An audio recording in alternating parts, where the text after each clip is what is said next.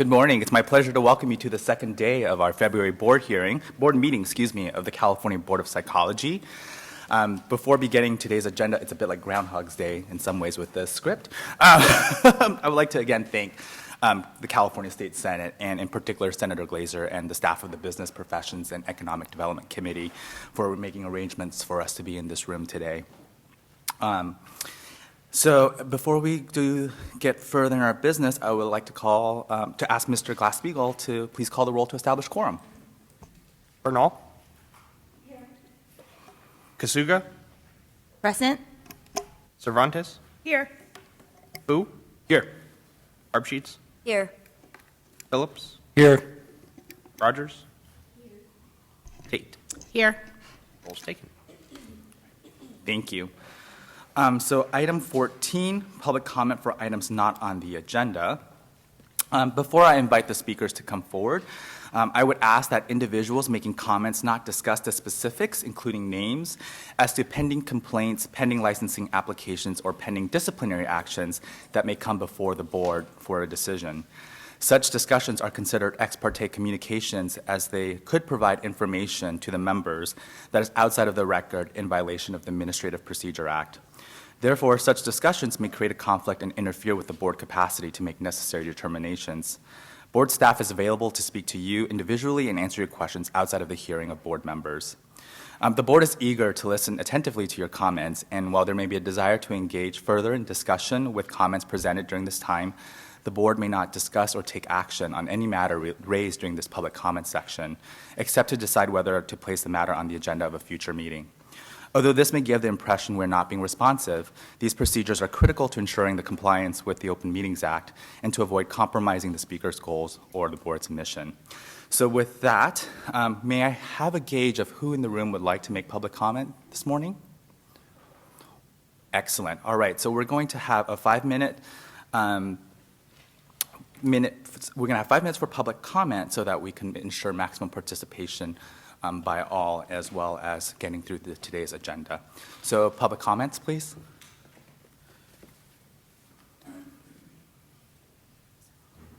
Great.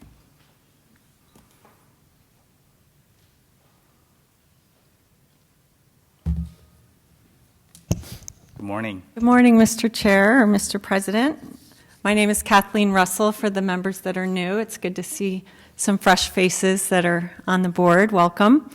I represent the Center for Judicial Excellence, and I'm the executive director. I just wanted to briefly mention my disappointment that enforcement activities are not a part of your agenda today.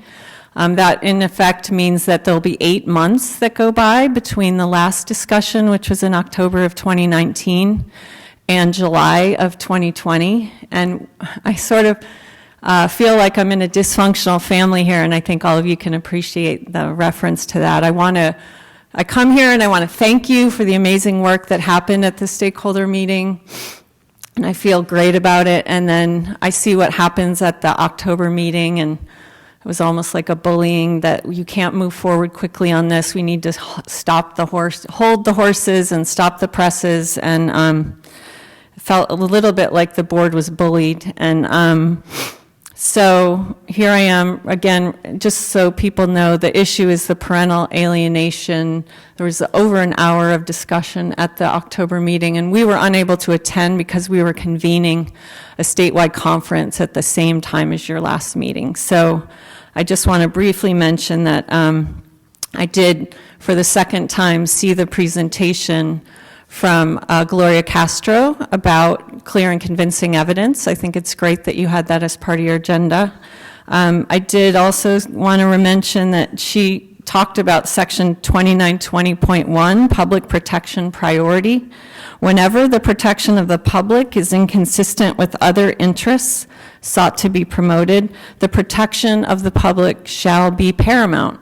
And so I believe that the implementation of these action items coming out of the stakeholder meeting are very much focused on protecting the public. And so I am concerned that there's no avenue today for us to even dialogue, because it's not on your agenda, to find out what the timeline for implementation is. This board voted in October to adopt the recommendations from the Enforcement Committee with timeline. And yet there was quite a bit of discussion about maybe slowing it down, and yet so there's a huge gray area for the public and anyone who watched the meeting or attended the meeting in October as to whether the recommendations that you approved have been implemented yet. I know that there was a fact sheet that was supposed to be up on the website by November. There was the screening question that was supposed to be part of the recruitment of new subject matter experts. That was supposed to be implemented in 2020. Well, we're in 2020, so we won't know until July whether that's happening now or it's happening later. So I'm just disappointed that this is the first time in over 3 years of attending these meetings that I've seen like zero involvement on enforcement. You're just completely ignoring that part of the board's mission, which to us, and we do represent, to speak clearly, the victims of sexual abuse and domestic violence. And that is the issue that we bring to this board and have for over 3 years. Talk about refuse, resist dynamics and all that was discussed at your October meeting. Not one time was the word child abuse or sexual abuse of children or domestic violence even mentioned. And that's exactly the problem that's happening in the court system, where your licensees are serving in a capacity to have a huge impact in telling judges whether children are being sexually abused or not, or whether they should be placed with a parent who is harming them. And we know, because we're on the front lines, that many children in California are being forced by court order to live or visit unsupervised with a parent that's beating, raping, or molesting them. So that's the concern. I feel I need to bring that up again, because through the entire meeting in October and every discussion of parental alienation or parental alienation syndrome, those words don't get mentioned. And I think we can all agree that no one believes that parental alienation syndrome, and I know this came up yesterday in terms of your minutes and getting the word syndrome added in. What you need to understand is the effect is, whether you call it parental alienation syndrome or parental alienation, it's being treated the same way by professionals in the court, and it's a way of putting children in harm's way. So I look forward to, hearing more discussion about this in July. Thank you. Seeing no additional public comments, we'll move to item 15. Oh, sorry. Oh, I didn't see your hand go up earlier. Sorry, apologies for that. Good morning, everyone. Linda Crow, 5 minutes as well. Sure. Dr. Joe Linda Crow, I'm the CEO of the California Psychological Association. Since the minutes were referenced from yesterday that we talked about, I just will iterate that our comments at the meeting about the stakeholder meeting reflected our feeling that the purpose of the stakeholder meeting went beyond what was the originally stated purpose of the meeting. And I will just reiterate again that the California Psychological Association would be most happy to participate in a stakeholder meeting where all of the stakeholders are in the room. I think it's a very complex area. No one is arguing that, and no one is arguing that the results can be devastating for kids. But we need to be sure that everyone is in the room, including the content experts, if we're going to delve further into these enforcement actions. So we're ready whenever the board is ready to attend that meeting and to bring content experts who have worked in this field for many, many years. Thank you. Thank you. Additional public comment? All right. So we're going to take on item 15, our budget report, and turn this over to Mr. Glasspiegel. Thank you. Good morning, board members. In your packet under agenda item 15 is the budget report. In the governor's budget for 2019-2020 fiscal year, the board has an appropriation of $5,586,000 and an estimated fund balance of $9,390,000, which includes a general fund repayment of $3,700,000. To help explain the information included in your packet, I have two individuals from the Department of Consumer Affairs Budget Office, our budget analyst, Paul McDermott, and Karen, what's your last name? Munoz. And this is informational purposes only. No action is required, and we are available for any questions. Welcome to the board. Thank you.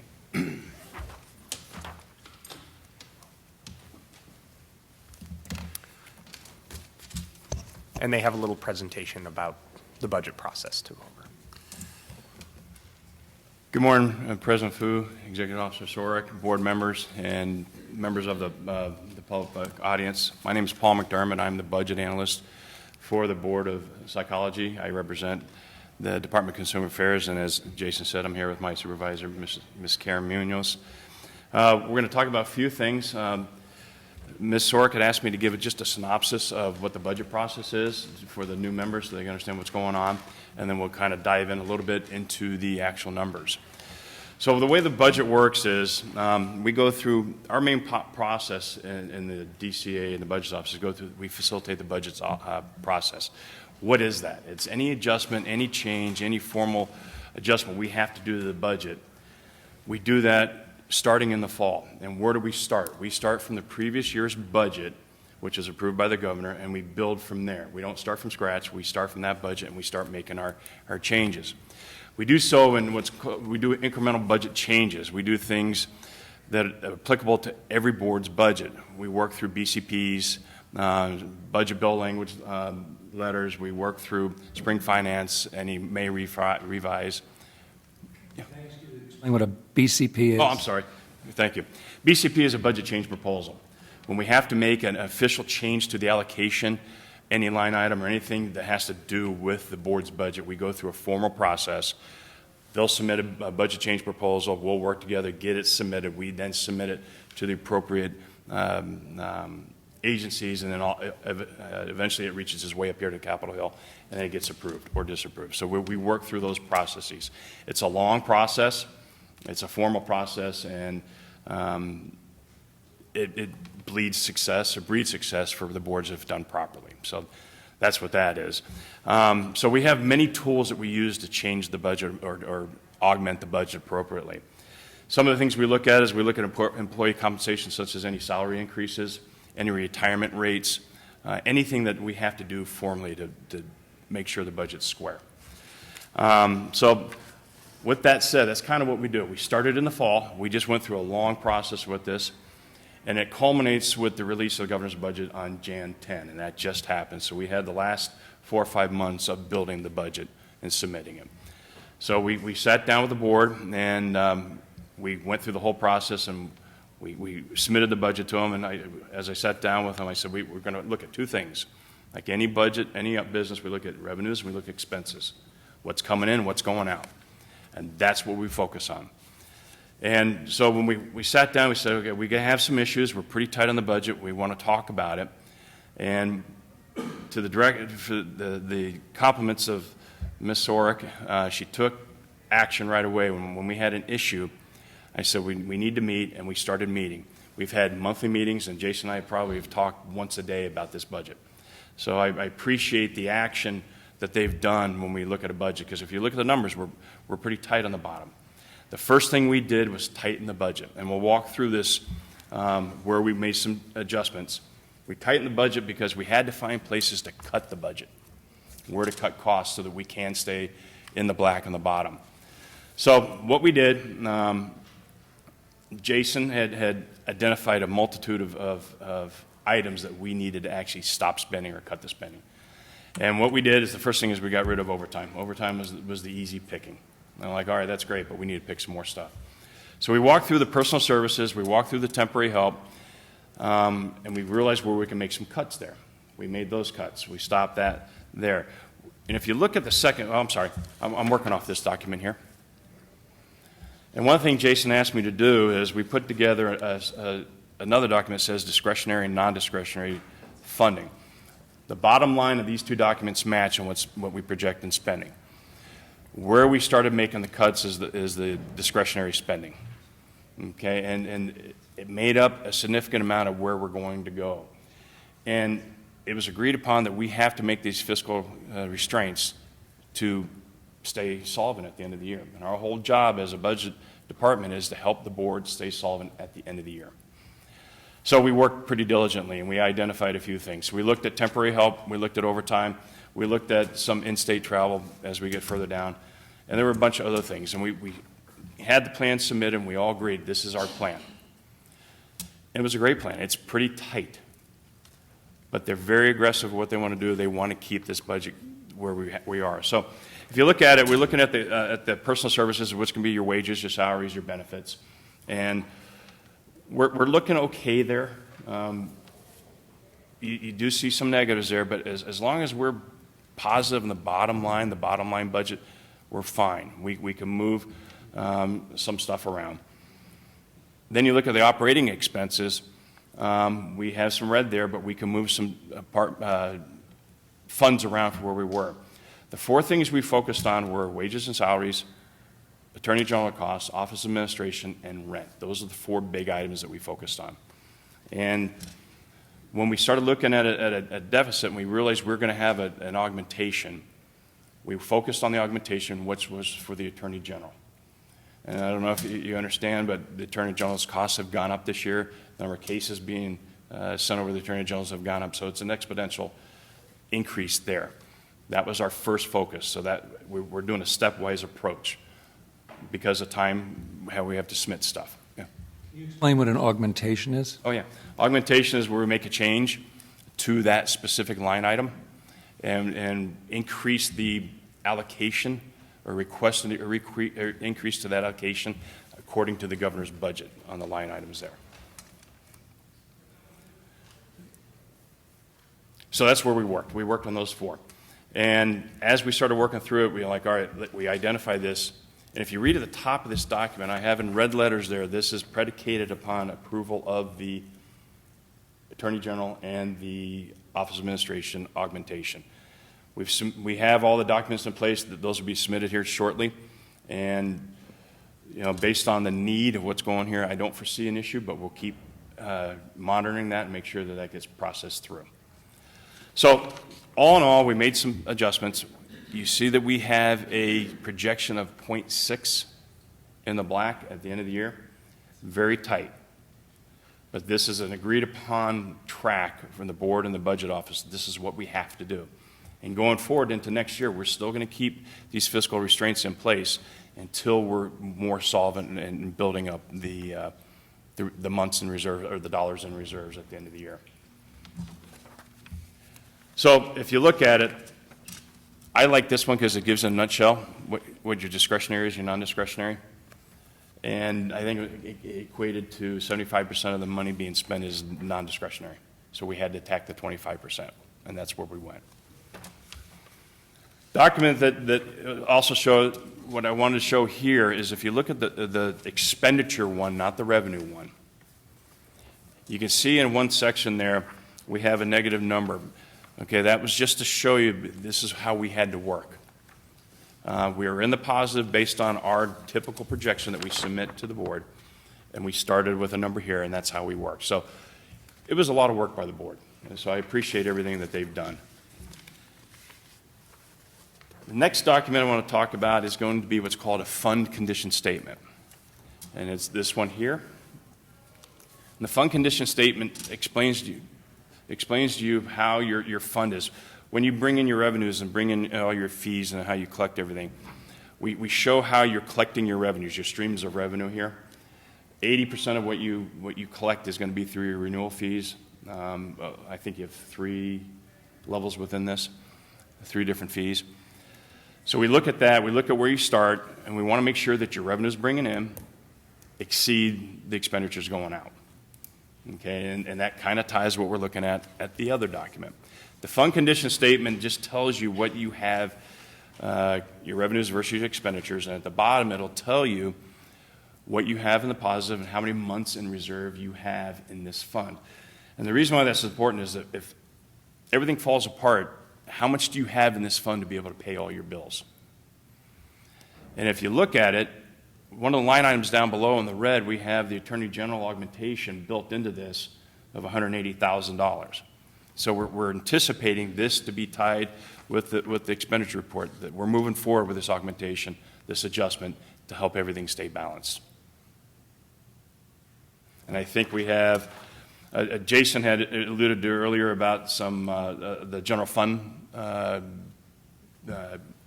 repayments coming back. It was $3.8 million. You can see that in the prior year. We have 2 more coming this year.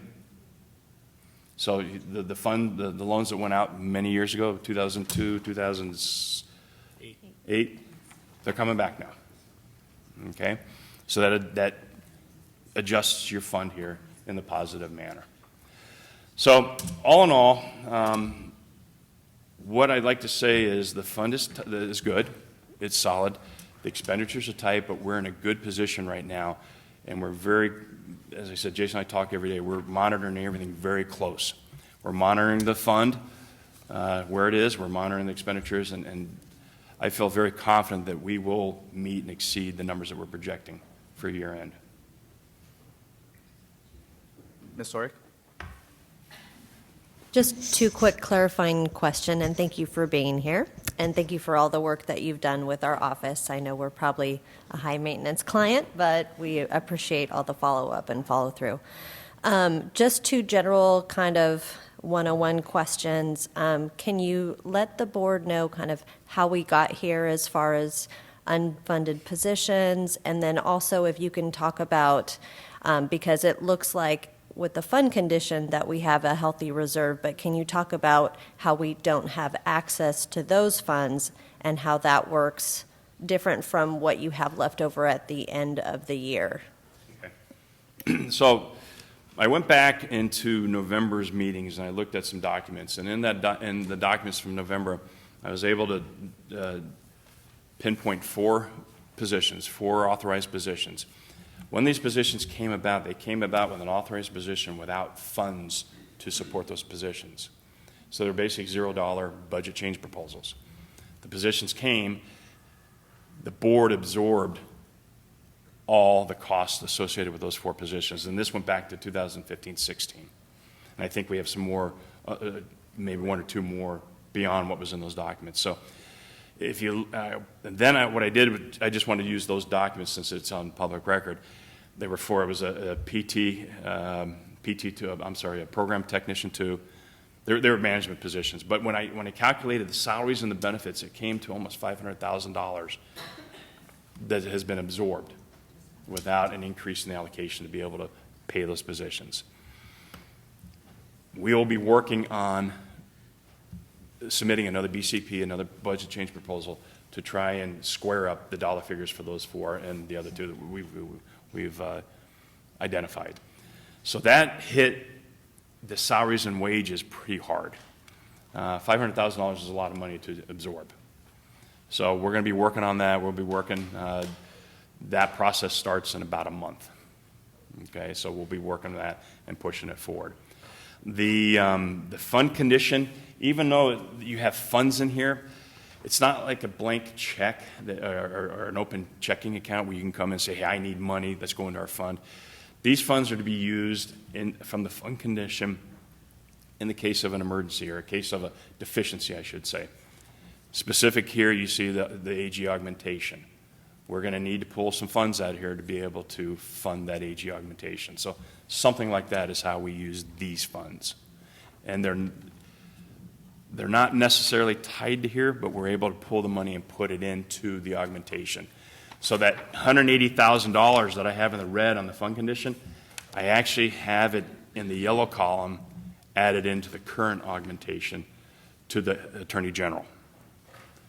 So we do move the money over there just to show you how it works. You don't have access to it all, but we can move money when we need to through proper processes. Questions? Dr. Phillips? I actually have several questions. And I want to introduce the questions by knowing you guys are not the enemy. On the other hand, we're very upset about the situation we're in. The net result of this is the board's meeting less, Our committees are meeting once a year when we used to meet at least twice a year for most committees, which means we can't move as quickly, which means the public feels like we're not doing our job. And it reflects badly on us as a board. So there are very real-world consequences to this in terms of our transparency, in terms of our movement. And I understand that we, the board members, fall in the discretionary budget. We're not fixed line items. So the less you engage us, the more you save money. But in not engaging us, we are not given the opportunity to do our governance responsibilities. So it's very upsetting. Okay. I understand about the budget change proposals and that you need budget change proposals when you want to make changes in the budget that substantially increase what we're spending. What I'm mystified by, and perhaps you can tell me, what I'm mystified by is that we were told when we wanted to when we wanted to hire new positions, that we weren't to do budget change proposals because we still had money in the budget. Is that the way it always works? No, I can go ahead and answer these. So, It's on. sorry. So, I don't know the full history of when these positions were granted to the board and why there were no funding associated with it. I am only to assume that they are because you guys did have the appropriation to absorb those costs at the time. They may have been limited term funding at the time, and then they just weren't continued on after that fell off, but the positions were still there. So you still have the authority to hire those positions if the board can afford it. But this year, we did have that AG rate increase, and so that was something that the board couldn't, you guys don't have control of that. That was an AG increase. That was a huge impact to the board. Looking at the last few years of AG costs, it was in 600,000, 700,000, and now we're projecting into $1 million. So that's a huge impact to the board that we couldn't foresee. We also had some facility increases, and so those are also some impacts to the board's fund and appropriation. So with those positions that you weren't funded for initially, and all of these other things that are impacting your board's fund or your appropriation, I'll say, that's probably why we're now more in a impact of where we're more watching our dollars at the end of the year. And I appreciate that. I also appreciate you just switched over or have recently switched over to the fiscal system, which from our point of view doesn't look great. It gives us too much detailed data and not enough aggregated data. So it's been very hard for us to do budget tracking in the way that we had on what was the old system, CalSTAR? Yeah, on the yeah. So that system for us worked. I know this is new software. I've been in state government now for enough years to know that the state government seems to buy software and then work out the bugs. And I don't blame that on your office. It is quite infuriating, particularly in terms of the use of vendors, but hey, I'm not in charge of that department. I think the other thing I wanted to say was, and this is something that I particularly am concerned about, and that is, from what I understand from the discussions, and I'm the past president of the board, so I had discussions as this was starting to happen, which was a shock, that at some point your office realized we were running over $600,000 in the red, but your office did not tell us. And that's, I don't even understand the logic of that. They were afraid we're going to get upset. Trust me, I'm more upset now than I would have been if you'd come to us back then. This whole thing, and there's a variety of things that work, including the Attorney General's increase in fees, which went up pretty substantially. But the bottom line here is that I feel like we're now hobbled by the budget in a way that we haven't been in the past, which does make us less effective as a board. Now, the board day-to-day operations are fine, but in terms of board policy, we're much more limited in terms of the time we have to spend together to be able to talk about these things.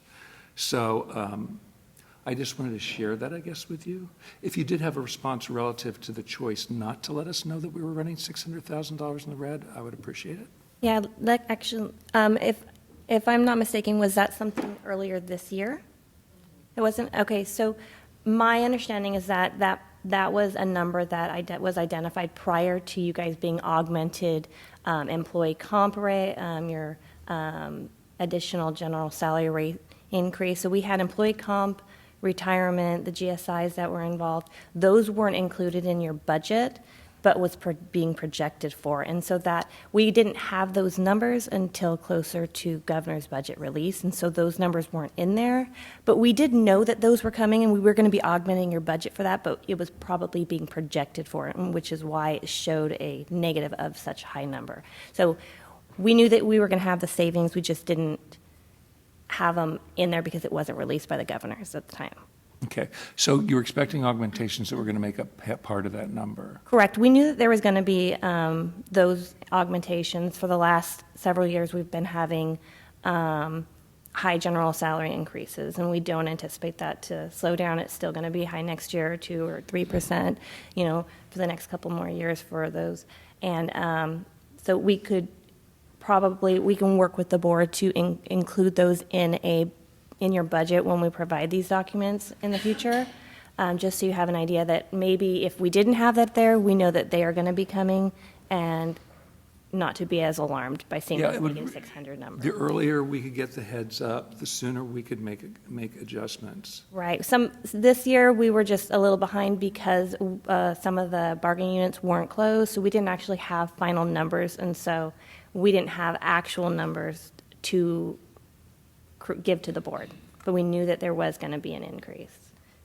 I guess if I could send you one message, if you think there's going to be a problem, even if you suspect there might or might not be a problem, the earlier you can let us know, the better, so we can make the adjustments and accommodations. Absolutely, and the board is Paul and just the budget office in total will definitely be reaching out to the board on a monthly basis, if not weekly basis, to continue to monitor your budget, and we'll go ahead and make those notes and definitely work a lot closer with the board. Thank you. Real quick caveat to that is when I took over the management of the budget for the Board of Psychology, it was in October. My very first running of the numbers, I saw the negative, and I called Jason Wright, like, we need to talk. And so my very first analysis of this, we still didn't have all the numbers coming from Fiscal.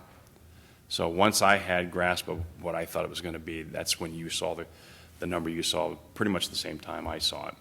So that's when we met and started this process. And then the current year augmentation of the budget, you still had a negative, but not as gross of a negative. And so once I had the numbers is when I submitted them. I didn't sit on them and wait. It wasn't until I had access to everything. And, it was not a good day for me to sit down and say, hey, we've got a major issue right here. And then the plans went into place. It was a real shock to us as a board that this was the case, because we've always run a very fiscally sound operation. I think by and large, it's always been a very tight operation, but we always felt that there was room in the budget to be able to do things like an extra committee meeting or a stakeholder meeting or whatever it was we need to do. We don't have that luxury anymore, but it does impact day-to-day operations in terms of the governance of the board. Let's see, Ms. Cervantes and Dr. Tate. I just want to echo Dr. Phillips about how this will impact our operations as a board moving forward and our responsibility to the public. And while I appreciate that you're here and that you just came into your role working with our board in October, I think you're here with your supervisor. It should be noted that there's a delay of information coming to our staff to be able to make decisions. I joined the board last spring and participated in my first board meeting in August, and there were questions from my colleagues on the board about budget directed towards our staff, and they didn't have information, and we know that there was some information that we didn't have at the time. But there is you're not the outward facing to the public, And I hope that you really take that to heart from coming here and meeting with us today, that we take that responsibility seriously. Thank you. Thank you, Ms. Cervantes. Dr. Tate. Hi, good morning. Thank you for coming and answering these difficult questions. And I have a comment and then kind of a general question.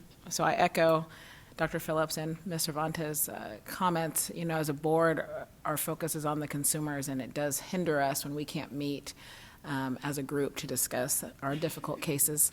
But my general question is, are other boards going through this? And, you know, are all of us in the same boat, or are some more financially prepared, solvent than others? Yes, this is not just unique to your board. It depends on the power of the boards, I guess, the power of the funds. Or everybody's going through the AG increase, everybody's going through the rent increase, everybody's going through the salary increase. So this is common across. It's just a matter how it is intimately affecting the bottom line. In our case, it's tight. Other people are able to absorb it, other boards are able to absorb it a little more, but yes, this is something that we see across the board with all of our boards and bureaus. Paul, can you tell us, and maybe you've said this in some ways, how you see us moving forward in terms of the interaction? Perhaps it's between you and Jason, or you and Ms. Sorick, so that we are aware at all times where we stand? I can tell you what I've seen on the office activities, what they do. They're tracking the budget every single day. Mm-hmm. In fact, just an example, Jason sent me another invoice when it came to rent, which I hadn't seen, has not hit my reports coming from fiscal yet. So every time we talk, he's got something, he's submitting something to me. So there will not be a lag. If there's a lag, it could be 3 days to a week, not 6 months. Mm-hmm. So there's going to be a more concerted effort to give information as fast as we get it. Now, I can say that we are working behind the scenes to extract more information out of fiscal in a more timely manner. Instead of getting things late and getting things inaccurate. So that's something we've been pushing, and it's on its way. It just took several years to work the bugs out of a software that the state bought. So we're working through that. Case in point, we just recently, as a department, had closed 2017, 2018. Mm. So that was an issue. We're now getting ready to close 18, 19. We're very close to being caught up to speed. We've worked most of the kinks out. So to answer your question directly, it will be, you will know on a monthly basis if there's any greater issue, or you'll know where the numbers are. Okay, thanks. Now, you know, you mentioned that we are basically looking at a similar tight position financially for the next fiscal year. Do you have any gut sense of when things may seem to loosen up? What was the last part? And this may not be a fair question for you, but just in case, I'm going to ask it anyway. Do you have any sense, just looking forward with what you know, of when you see our budget might be loosening up a bit? Well, I mean, if I look back, let's say we do a budget change proposal to augment just the salary positions we talked about for those 4 positions, and it's an augmentation of $500,000 that's no longer being absorbed. That's a chunk of change that gets us back to square. Okay. That's just one item we're looking at. So once we get that passed through, we're going to be probably tight for next year, year and a half. Okay. As long, you know, if Utopia says that whole budget change proposal came through, then we've no longer absorbed $500,000. We've allocated it. Mm-hmm. Okay, so then we can look, if that happens, then we can look at being able to serve the public as we're supposed to in a more efficient, functional way. Yes. Thank you. And if I may add something, I'm not sure if it's helpful to illustrate, but we are currently in the fiscal year 1920. The budget change proposals that we submitted this year to take effect in 2021 are already done and being implemented. So any budget change proposals that we submit starting in a month when he said that process begins again, don't become effective until 21-22. So that's why next year is still going to maintain some tightness. And then hopefully, if everything goes well with the budget change proposals, that's when the beginning of 21-22, which would be July 1, 2021, would be when we can start to see a more realized budget to our spending. I have a question for Ms. Sorick. So just in general, our community of licensed psychologists is aging, so we may not have as many renewals. How are we anticipating changes in the number of licenses that we issue and how that might affect our budget? I'm going to spitball this one a little bit, just from a very far away view, and then I'm going to invite Ms. Chung up, who might have more info on kind of numbers. But what we have seen is that our licensing numbers have stayed fairly static over the last, I would say, 4 or 5 fiscal years. So we're not seeing a reduction, but we're also not seeing growth. So it's hard to predict out. The last time we ran the numbers, I want to say we had like 25% of our licensed population was 55 or older. But I think generally speaking, we're seeing that in the economy, people are typically working longer than they were before. So it's really hard to predict. And not to be a wet blanket, but kind of once we hopefully get the budget change proposal to get the funding to go with the positions that we asked for years ago, we are looking at a structural deficit because we have spent more than we're bringing in. So at some point down the line in, I think, 24-25 fiscal year, we are going to have to look at our fee structure and see kind of overall whether we can maintain current operations with our spending and our revenues. But that's not a conversation we need to have yet. So we need to kind of right our house that we have now with getting funding for the positions that we currently have. And be able to operate day to day, but down the road we are going to have that discussion. And one of the things that we have kind of looked at is like our law and ethics exam. We're paying about $100, I believe, of our own funds for individuals to take that exam that we're subsidizing. Just for the cost of the exam vendor amount has gone up, and you know, that's great to be able to provide that service when our fund is good and things are going well. But when our fund condition continues to go down, those are the kinds of things that we have to look at and say we can't fund those things anymore. So just have to kind of always keep in touch with where we are, where we're going. But to your question, I'm really not sure, and I don't know if Ms. Chung. You said you're accurate.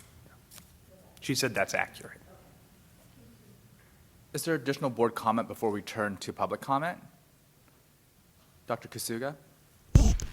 I'm just like wondering in terms of, so we're like doing a proposal, and in terms of those positions, if we're like, and the unexpected expenses, are we able to project that there's going to be something like that we can account for in our proposal? That way we're not going to be in this position in terms of just like creating a more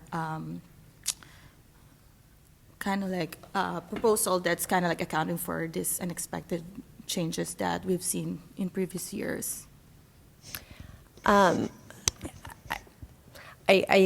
think the unfortunate part of the process is you really, if you have a healthy budget and you have a healthy fund, and you can afford to pay for things out of that bottom line, at the end of the day, that's what matters most to the control agencies is can you live within your means and not necessarily looking at line item of budget authority. Am I speaking out of turn? Would you say that that's pretty accurate? And when you start looking at that bottom line and that starts going down, then the control agencies check in with you and say, things aren't looking so good. We're going to need to do something to right things up. Right. So let me address a few things. So so when positions are given, when a BCP goes through and you have positions you're asking for in dollars, a lot of times control agencies will look at, well, have you been using these positions in the past? Say if you had a lot of temporary help positions doing this workload, and now you just want to make them permanent, they'll look at it as, well, you've been absorbing those costs for the last 3 years, so we'll go ahead and authorize those positions and no funding for it. Because you've been absorbing it for the last 3 years, they're going to assume that you can continue to do it. For any unanticipated costs, I mean, we can't project that for the future. We'll just have, so we can't ask for a BCP on a maybe. If you think maybe we might need this, but control agencies are willing to listen to anything that the board wants to put forward, and so we just need a great justification as to a why, and then we'll definitely work with the board to put that through. But there is that bottom line number. It's something that you can absorb. If it's a one-time cost, a lot of times for occupational analysis or things like that, those are one-time costs. If the board can afford it that year, it's probably something that wouldn't be entertained. But if you guys are at a tight position and you need an occupational analysis next fiscal year, then that's something that they'll look at and they can afford you those funds at that time. But it's really just how the board can justify those fundings in the future. Did I address that? Is that okay? Okay. Thanks for clarifying that part of, the budget. It doesn't make me feel any better, but but it's at least clarifying. Thank you. I don't see any additional board comment, so I'm going to ask for public comment on this, and I would advise that you come up to my left as to not trip on the wires to my right. So use the microphones up here, but come up via Jason. They can take this. Okay. You don't want a tripping hazard.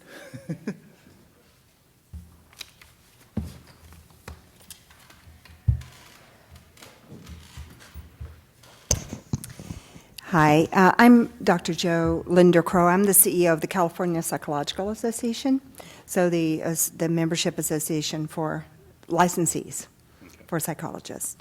I just wanted to first ask you a clarifying question.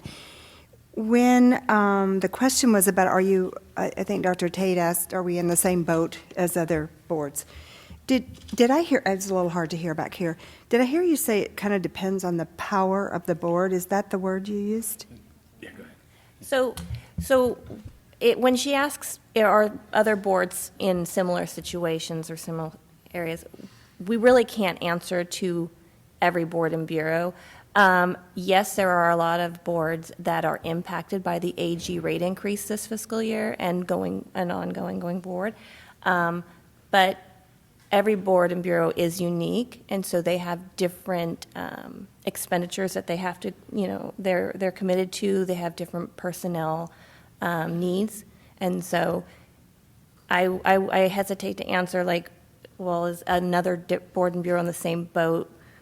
It could be yes, but for different reasons, or no for other reasons. Right, I understand that. I was more curious about the term that you used, the power of Right, the so board. that probably. Okay. So we're not in a power struggle. No. Because of it's everybody. Yes. the number of licensees or anything? Sorry. Okay. Just wanted to clarify that.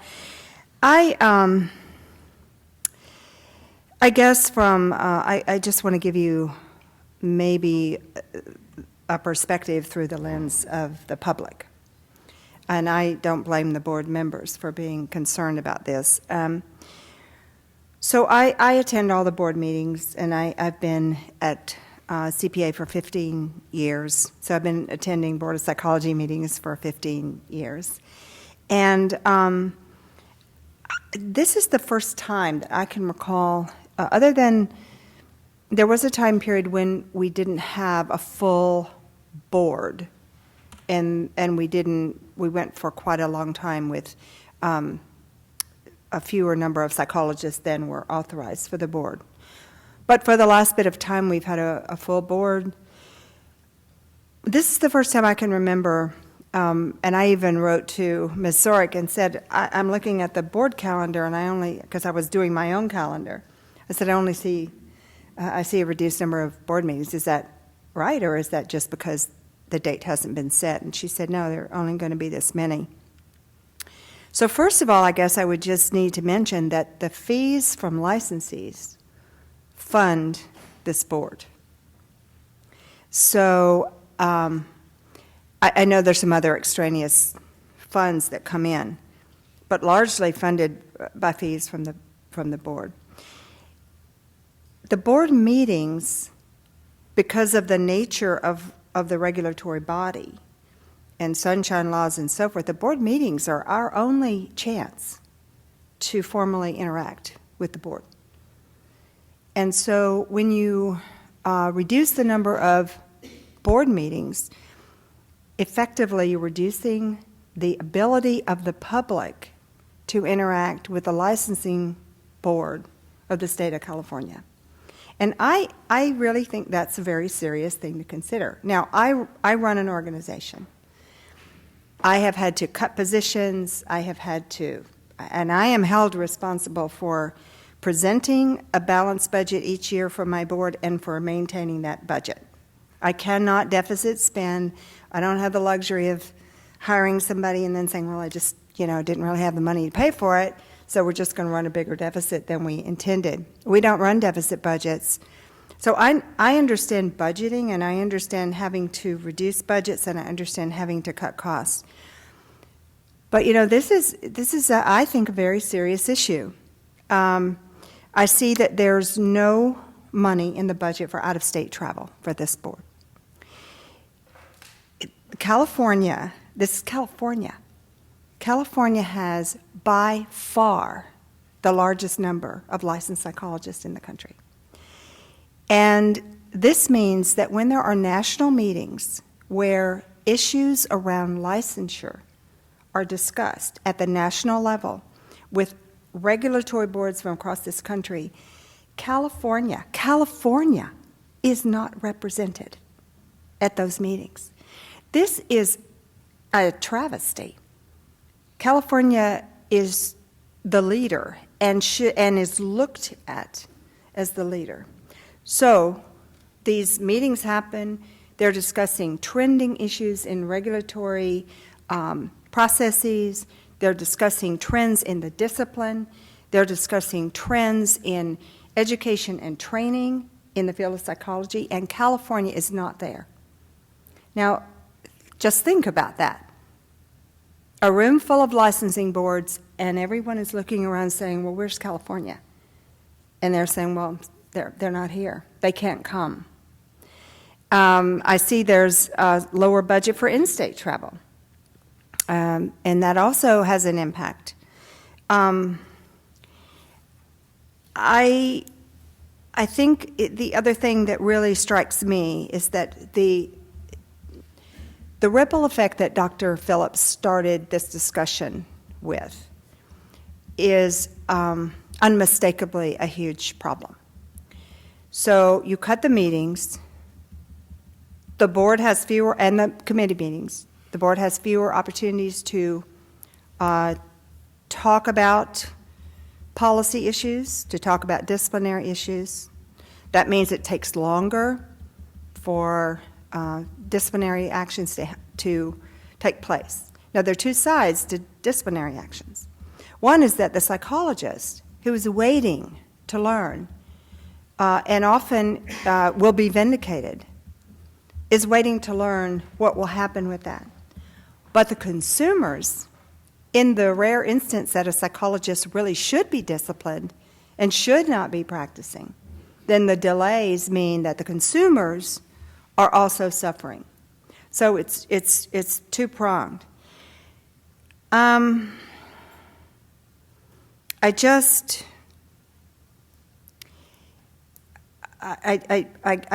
that I would just ask that in the context of looking at the numbers, I would just ask that you also look at these other issues, because I really think it's short-sighted to reduce the work of this board, and as a public member, I am offended that I will not have the opportunity, as I have had in the past, to interact with this board. And, I think that, I think the licensees, our members, will have a similar response. Thank you, Dr. Jolinda. Thank you. An additional public comment?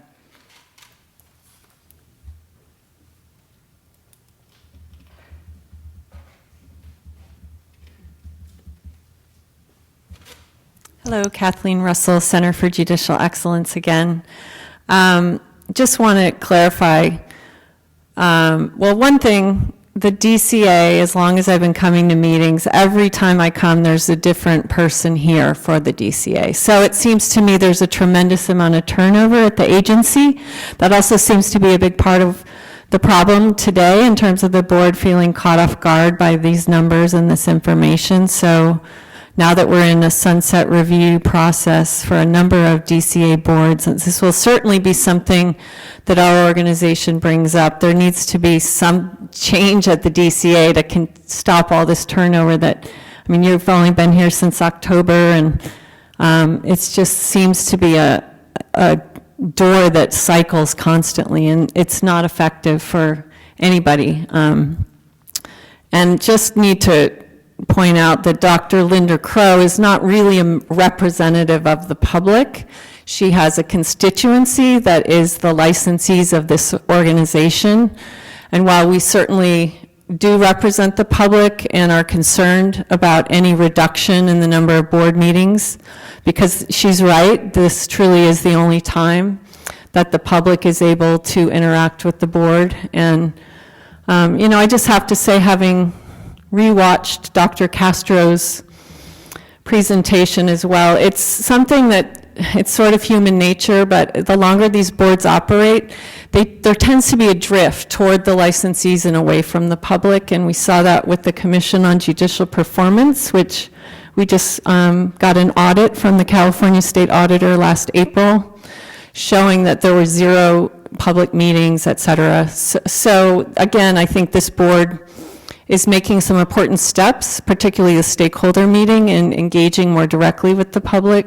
It disappoints us that the budget situation is going to limit that interaction, because your mission is to protect the public, and this sort of budget change is not going to help you fulfill that mandate. Thank you. Additional public comment? Seeing none, I have a few questions, unless the board members have questions. Please, Dr. Phillips.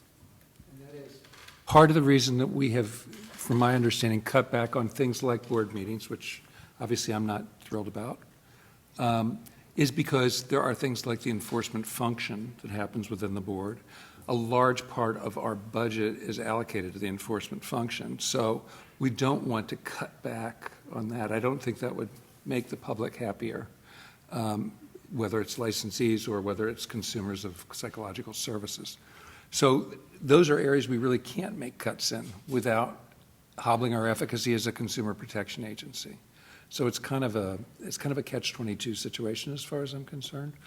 But I do very much appreciate the fact that these kinds of forums, particularly to be able to speak to multiple board members at the same time, are the only places where the public can interact on a live basis, and that makes a big difference to the public, and it makes a big difference to our, I mean, I don't mean to sound like it's just about our image, but it's also the perception of the public and what business we're doing.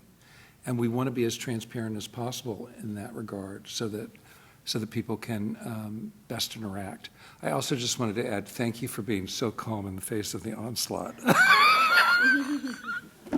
Thank you, Dr. Phillips. Any additional from board members? So I have a couple. Dr. Schaefer, I think I asked for. Please. And when we ask for public comment, please make sure we use that time for that purpose.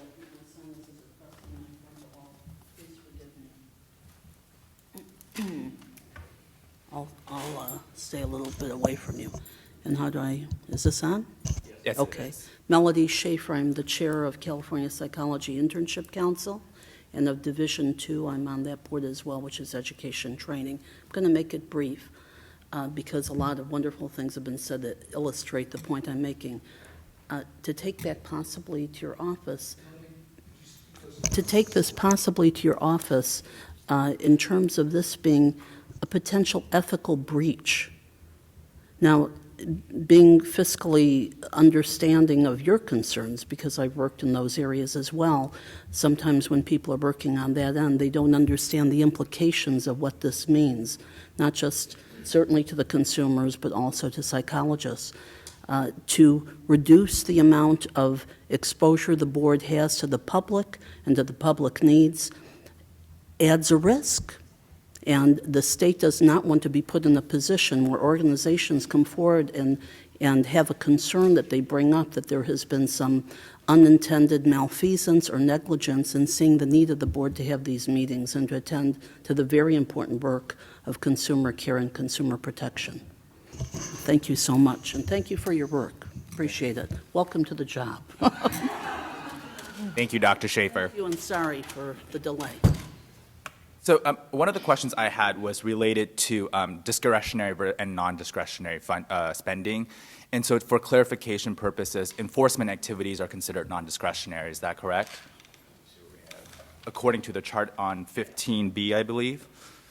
I would say enforcement is always non-discretionary. So I heard earlier that part of the cost with review of the budget report was that the AG's office had increased the cost expenditures, but I also heard that our enforcement activity has gone up. Is that correct? I'm sorry, could you say that louder in the microphone? Yes. Thanks. So I think, so what I'm hearing is that part of our budget situation is a reflection of not only the increased cost from the Attorney General, but also the continued activities regarding enforcement, and in fact, the increased number of enforcement activities. Is that correct? I would say so. Okay. And I'm going to have a few questions related to that because I think our board members have expressed that, and I'm definitely concerned as a public member as well on this board with regard to our enforcement activities. So I want to clarify to you, ask you, Ms. Orrick, has the budget changes affected our ability to advance our consumer protection mission, particularly with regard to enforcement activities? The day-to-day functions have not been impacted by our budget. We are still referring our cases out to experts. We are still processing desk investigations, so that has not been impacted. And I, too, appreciate the ability to meet 4 times a year because it is the time for us to engage with the public at large. For clarification, are we in violation of any state statute by reducing it to 3 this year? No. I believe the statute and the general provisions just ask for 2 board meetings. It's an encouragement for the boards to meet at least 1 in the north and 1 in the south. There have been legislative efforts to encourage boards to meet in rural areas and other areas, but no, it is my understanding that I believe it's twice a year, but Ms. Marks can correct me. I believe in your Practice Act, it says the board shall hold at least 1 regular meeting each year. Additional meetings may be held upon call of the chairman or at the written request of any 2 members of the board. That's from 1967, so. Way before I was born.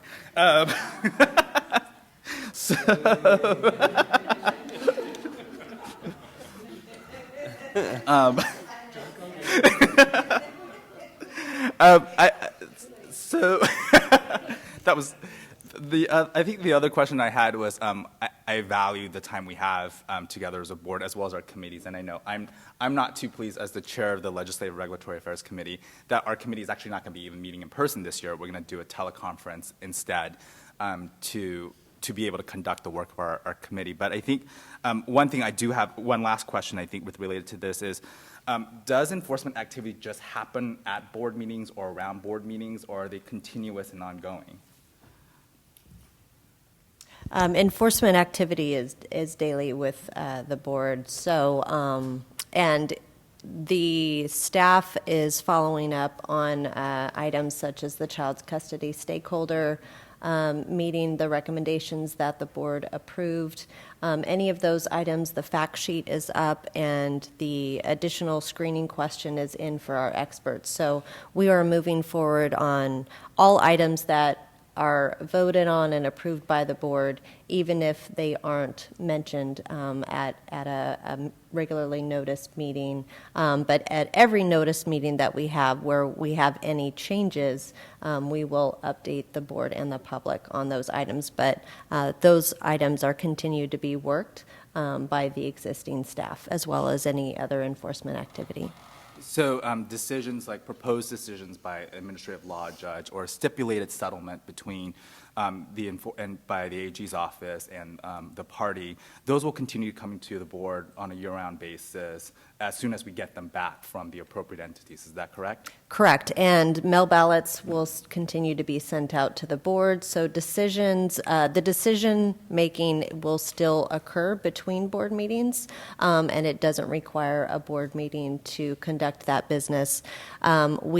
If there is a closed session case that has been pulled for discussion, we can always have a teleconference meeting, which we have historically done with this board, to discuss that item in closed session by teleconference. So we're happy to continue to do that. I think in this board meeting here in February, we only had one case that was discussed in closed session. And so the work of the, two. Okay, so the work of the board will continue, and we will establish meetings wherever we need to by teleconference. If there's an issue that is going to need to wait a few months, we will not let that go a few months. So we would take care of that in between by teleconference. And I take it it's no coincidence that our 2 board meetings for the remainder of the year are in the next fiscal year, so that we have that reversion going into this current year. Is that correct? Yes. Yeah. But we do have an April teleconference meeting, and we had set that aside to deal with regulations, but the more we have talked over the last week, that agenda has beefed up a little in its draft version. So I think what you'll see is we'll have a robust teleconference in April. And the public, I'm sorry, I always say it's my last question when we know it's not. So we should just drop that phrase from We'll my. leave it on. Can the public attend the teleconference? Is there, are the teleconferences public, I should say? The teleconferences are always public. We will always have an agenda posted on our website and send to our listservs. We put it on social media. We have a 1-800 number that anyone can call into and be able to participate that way by public comment. If there's any public comment on any items, it would not need to be made in person, but we will have a physical location for every board member that's meeting and calling in. There will be opportunities for members of the public to participate either in person or by phone at all of the notice locations, including the one in Sacramento. And I believe I was reading Ms. Mark's mind and saying that because I saw the mic go up. Excellent. Any additional questions from the board, Dr. Phillips? I just have one additional comment, which may seem somewhat ironic, but I do appreciate the Budget Office working with us to try to right our ship. It's upsetting that we've gotten to the point we have, but your help is obviously indispensable. And I'd also like to compliment Ms. Zurich and our management team and Mr. Glass-Steagall and our former manager of Central Services, Ms. Sharice Burns, for the wonderful work they've done in responding to this crisis in as expeditious a way as possible. Any additional board comments? All right. Thank you for your time. Appreciate it. Thank you. I think this is a great time for a break. So we'll take a 10-minute break. So we'll reconvene at 11 o'clock.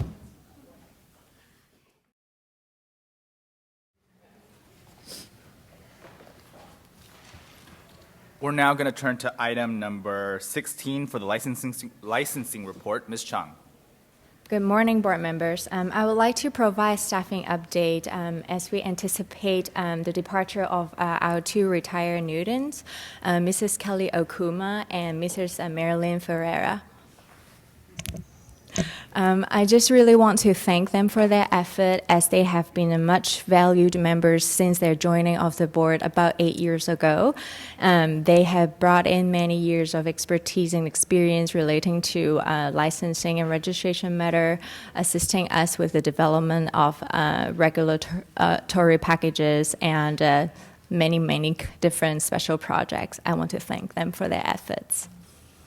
And provided in your materials is, oh yes, thank you. And on the memo, we have provided you the statistics for our licensing data, licensing registration data by fiscal year, and then the explanation on the workload reports of all three types of registration and license in attachment B. So if you, we are seeing a little bit of increase in application received.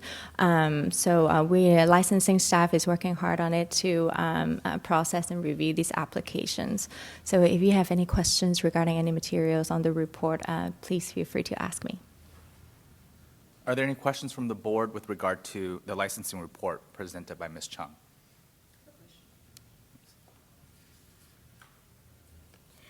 I see the applications, the initial applications increase in January. And could you just tell us what was the reason behind that? So if you're seeing, I'm thinking you're looking at psychologist application workload report. Okay, so the last line is actually also a follow-on transaction when we approved their eligibility to take the EPPP.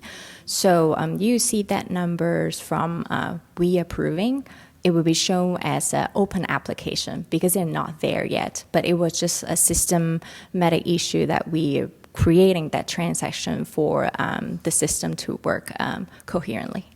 Oh, okay, thank you. Additional questions? Dr. Kasuga?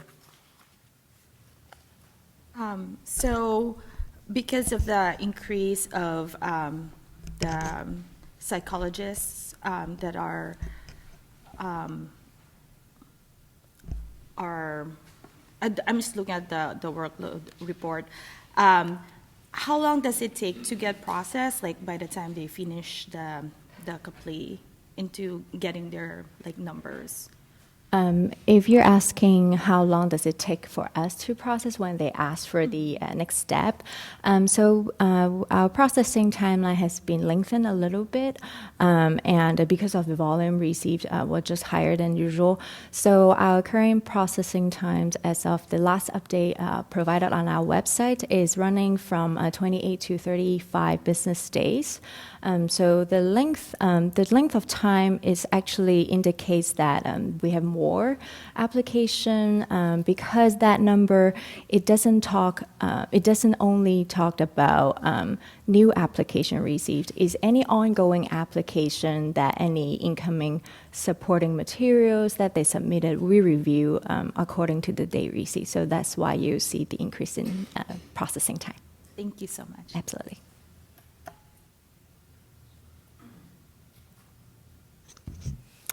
Thank you, Ms. Chung. Yesterday, Director Kirkmeyer spoke to us about the, and I forget its name, Organizational Improvement Office. they changed names. So that is something that the board approved as part of its strategic plan to go through that review. Can you just give kind of a general overview on what you've gone through with the office in looking at the licensing processes? Absolutely. So I have been meeting frequently with the Organizational Improvement Office representative to go over our process. And what we do during that process is we have to map the process step by steps, basically down to every step that we take in reviewing and processing applications. And I also have Mr. Troy Polk involving in that process as well. Thanks for his effort. So during that effort mapping process, we rely on the expertise of the OIO office to let us know that is there anything with the input of staff regarding the process and anything that we could streamline. And then we assess what is value added, what is excess, and then so we try to make the process more efficient and effective, both for internal and external. Ms. Chung, quick question with regard to the exam eligible for EPPP Yes. Portion on attachment B.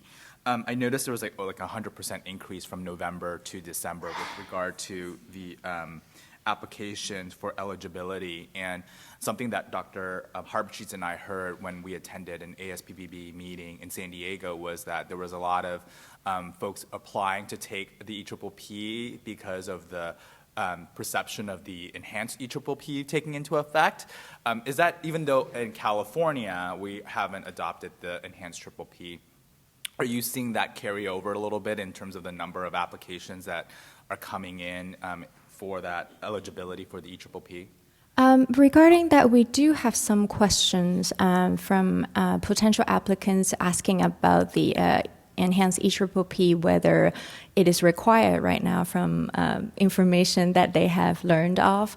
So we make that clarification, and we don't see that particular spike is due to that reason alone. Is there any public comment? All right, seeing no public comment, any board discussion? All right, we're going to go to Mr. Glassbeagle for continuing Education and Renewals Report, item 17. Thank you. Thank you. Hello again, board members. Attached in your meeting materials under agenda item 17, please find A through H regarding the continuing education audit renewal statistics for psychologists and psychological assistants. This information is, again, for informational purposes only. No action is required at this time.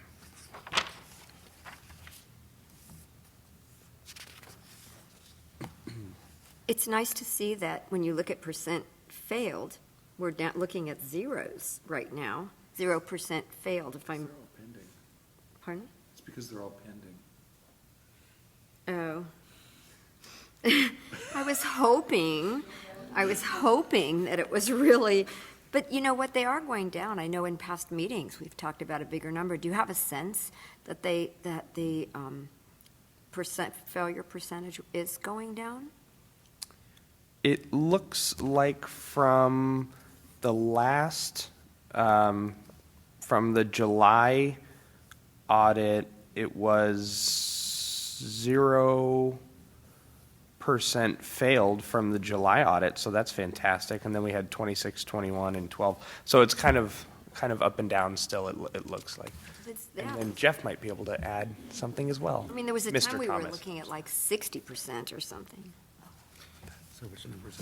She was talking about the failed percentages. If there's a relationship, if we don't think it's a downtrend. You know, in the audits that I've been performing recently, I don't keep tally of the numbers, but I have seen kind of more passes than fails than normal. So just in my observation, it does seem like there's a downward trend in terms of failures. Maybe word is getting out, you know, pay closer attention. Hopefully so. Yeah. Hopefully. Hopefully, yeah. We've written several riveting articles about it. I know. I've seen some of them. Are there additional questions? Dr. Kusuga?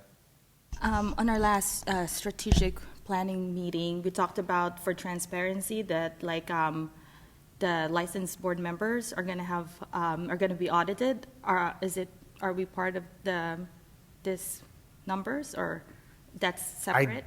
I don't believe any of the board members have come up at this point, but it was for the renewals starting in 2019, correct?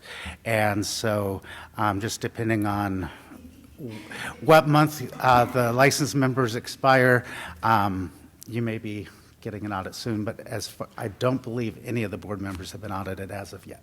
That is correct. There have been no board members audited, but the next round to go out will include those that need I to just be. renewed and I submitted everything, so I just wanted to say.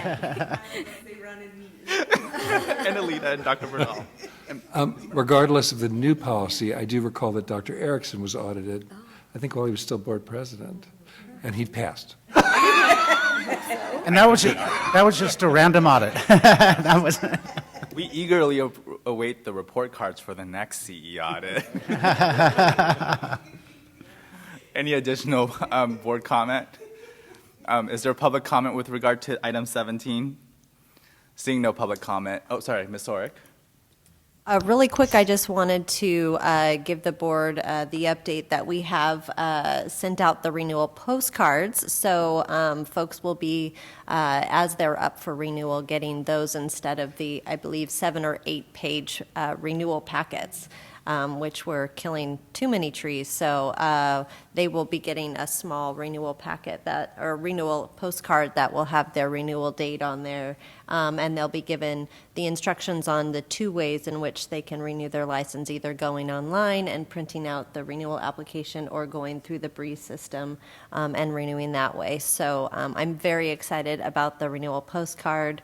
Unfortunately, I wasn't able to cancel the P.O. box that all of our renewal packets went into because we have to wait a few months for that, because I was so excited about that cost savings, because that's all that P.O. box is meant for. But that will be a great cost savings to be able to cancel that P.O. box and have stuff just come into our office. So good stuff. And you can see a copy of those renewal postcards as item 17H, page 64, 161 on your board packets. Seeing and hearing no public comment and no further board discussion, thank you to both of you. Thank you. I just wanted to. Sorry. No, I just wanted to kind of ask if the postcard includes happy birthday, because it's usually around your birth month that they send those postcards. The birth month is no longer a thing.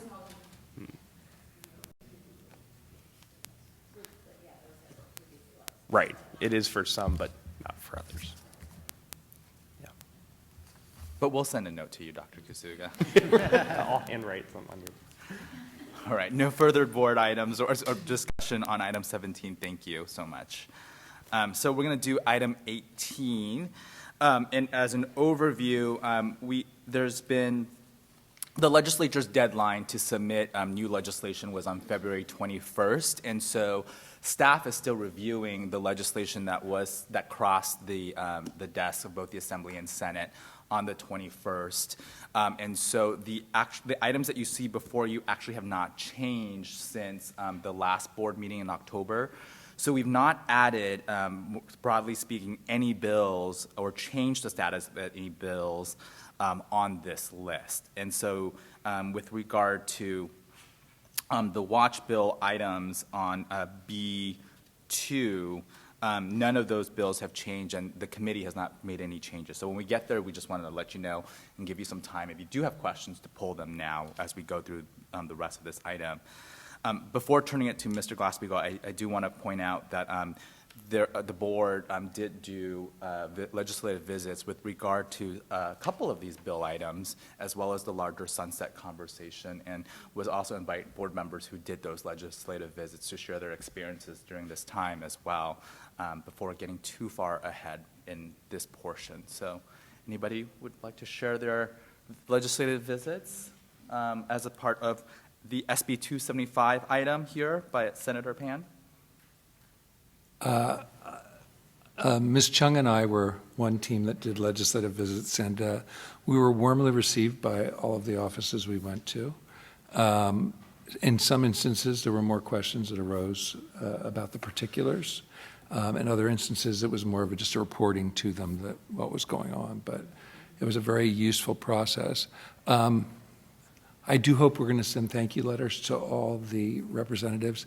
Adam in the last office we visited is not Adam Bloom's office. I just want to mention that while I'm thinking about it, so you don't send him a letter to Adam. And I also hope that that we'll have an opportunity to continue to do legislative visits in the future, because it's a really great experience to actually come face to face with the legislators and let them know what's going on and give them an opportunity to ask questions.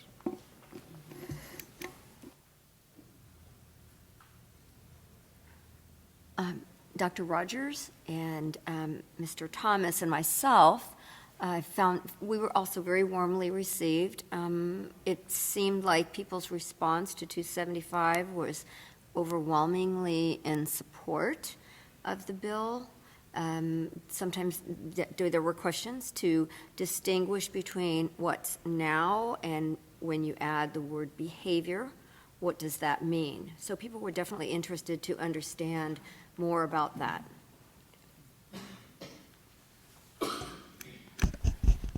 I did legislative visits with Mr. Glass-Steagall, and what struck me the most is how knowledgeable they are on some of the like the sunset proposal, and they were really they asked good questions with regards the proposals that we talked to them about, and they also are very familiar with the SB 275 that we were talking to them about.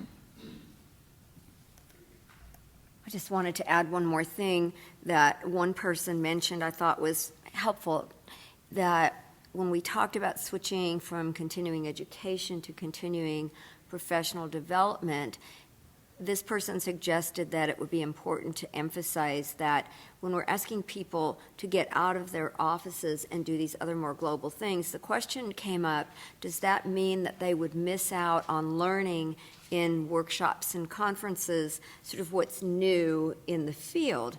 And so that clarification that no, that this is just a portion, the continuing professional development, and also that it does actually help usually make them safer to practice because they're involved versus sitting behind closed doors when people don't necessarily know what they're doing, but they're out in the field. But making that distinction, I think the person pointed out, is important, that they still have opportunities to continue to get education and stay up in the field.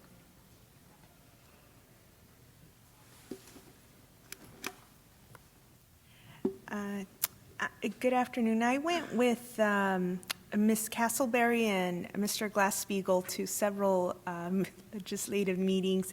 I think one thing I shared with Ms. Sorick, I think it'd be helpful if we had like a one-page leave behind with our asks for some of the staff. I think it would help to clarify, and for one of the things that I found really interesting with the questions is some of the staff and the members, they really have specialized in the business and professions, and so they were looking for some of that more technical language or technical explanation of, wait, why this and not this, maybe because it comes up, I gather, probably with other boards, and so I think that would have been helpful.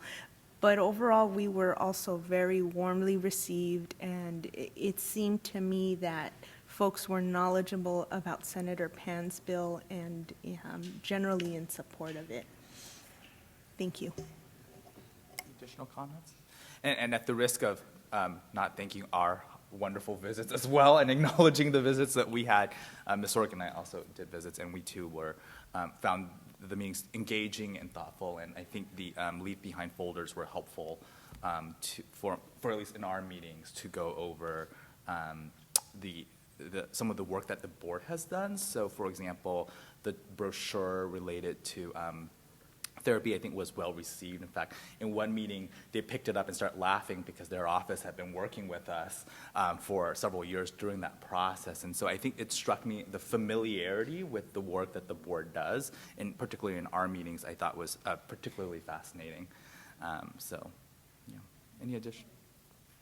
I just wanted to echo the same thing that we experienced with regards to the brochure. It's really good for them to see the end product of some of the things that we've done with them before. So we took some time to talk about the brochure as well, and they like that it's shiny and it's like, really good information, and it's updated with the times. So it's really, I'm really proud of that, and it's good to have that experience of like a good collaborative work between us and the legislators.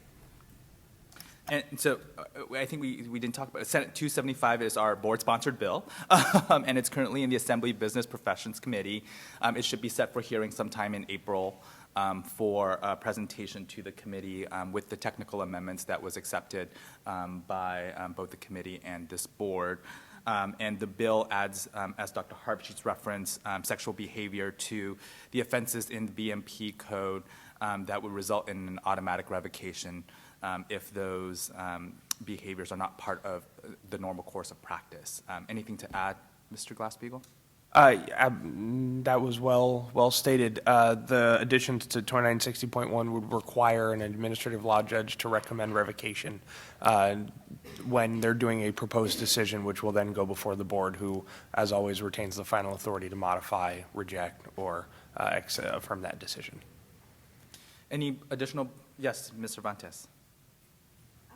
Just before we wrap this discussion on our legislative agenda, I just want to take a moment to thank our staff, Ms. Sorick, Ms. Burns, who's no longer on staff with us, but still working for the state, Mr. Glass-Steagall, and others who work all year in preparing us for having these meaningful discussions, to not just in our regulatory work, but also affecting policy at the level that we do. And I just wanted to, I really appreciate all of that effort, especially because as I was walking into these meetings, I certainly felt prepared, and I could hear in the feedback that there was a familiarity from those who came before me, and so I just want to acknowledge that. Thank you. Any additional board comment? Is there public comment on this item? All right, seeing no public comment on this item and no further board discussion, Dr. Rogers? Wanted to talk about my experience as a new board member. I'm a psychologist in private practice, and so I learn about these things via the website and communications that you send out. So it was a really powerful experience to be on the other side, to see how something moves from an idea related to consumer protection to becoming a law, which is really fascinating, and I was really grateful for the experience and really appreciated being paired up with Dr. Harbsheets and Mr. Thomas. They were so warm and supportive and taught me a lot, so I'm thankful for having done that. Seeing no further board discussion on this item and hearing no public comments, we're going to move to item A2, and this is the pathways to licensure statutory revisions. A quick note on this item that what was provided in the background memo is not happening anymore.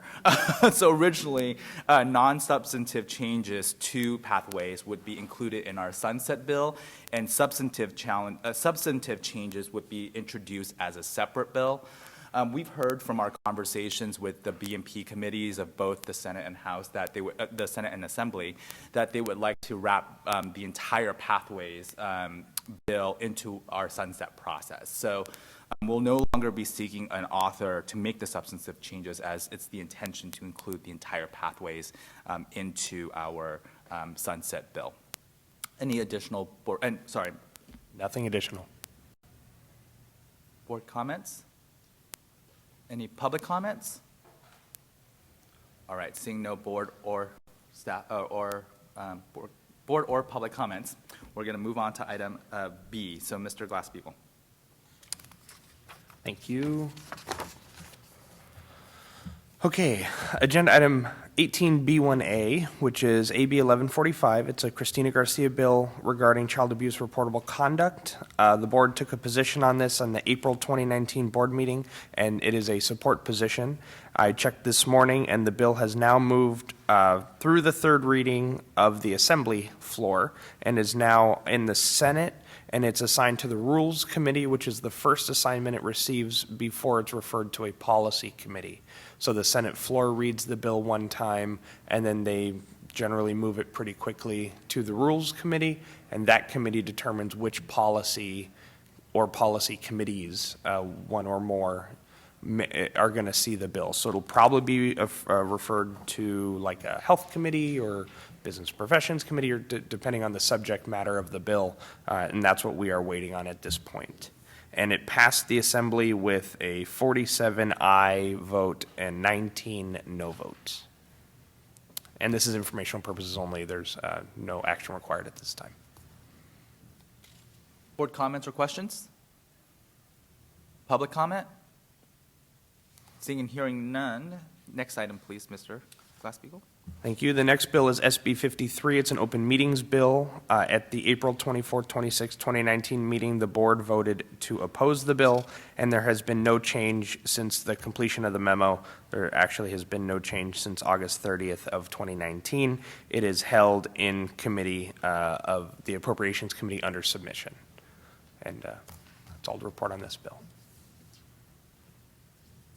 Board comments, questions? Dr. Phillips? What does that mean? Held under submission. It means it's staying in the committee. Is it going to die in the committee? Is that what you're saying? Theoretically, it will. It could move at some point during this legislative year, but it's not looking likely at this file point. right now. It's not in a suspense file because those get reviewed, but it's under submission, so they're just hanging on to it. Okay, thanks. Mm-hmm. Additional board questions or comments? Is there public comment? Seeing no further discussion on this item, item C. Item C is SB 66. It's an Atkins bill for Medi-Cal federally qualified health centers and rural health clinics. At the April 24, 26, 2019 board meeting, the board voted to support this bill. As of September 11th, it was ordered to the inactive file on the request of Assemblymember Calderon, and there has been no change to date. Questions or discussion from the board? Public comment? Seeing no public comment or further board discussion, we'll now move to item B2, and this is the review of bills with recommended watch status. As I mentioned earlier, we won't be going through each one of these as the bills themselves, there's been no recommendation to move them off the watch status, but I did want to make sure that if there are bills that require or board members would like to have discussion or an update on, to please go ahead and ask away on this item. Are there any board members with questions on any of the watch status bills?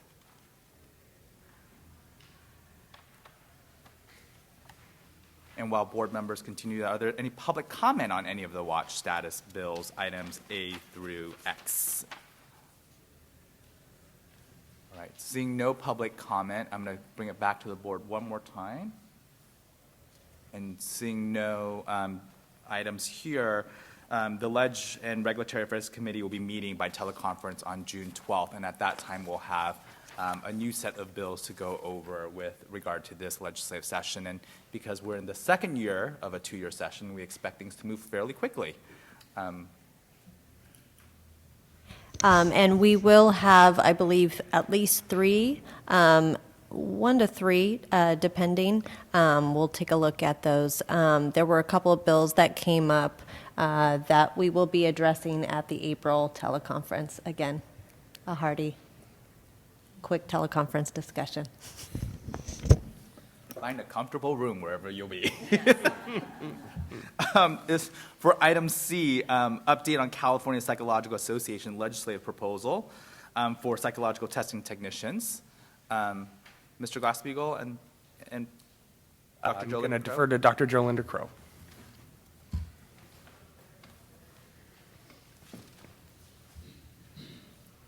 Hi, Dr. Joe Linder-Crowe with the California Psychological Association. We have been working on a potential bill. We have, in fact, decided not to introduce this bill this year. We're continuing to work with our Division of Neuropsychology at CPA and with potential authors.